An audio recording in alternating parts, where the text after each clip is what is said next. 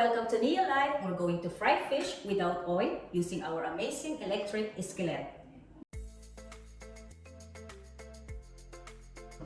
First, let's preheat 230 for 7 minutes.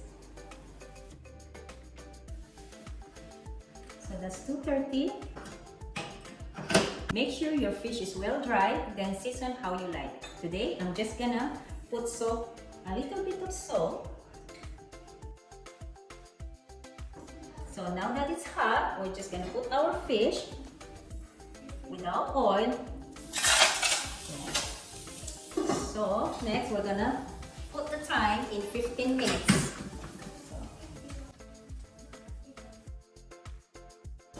So the timer's off, so our fish is ready. We're gonna turn it to the other side, then we're going to put it in 10 minutes. So let's see our fish. Ooh, look at that! Look at the natural oil of the fish. So we did use oil in this one.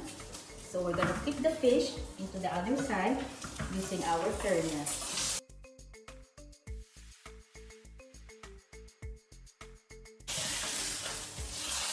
Ooh, look at our fish. So we're gonna put the cover on our amazing skillet. So we're going to put into the timer for 10 minutes.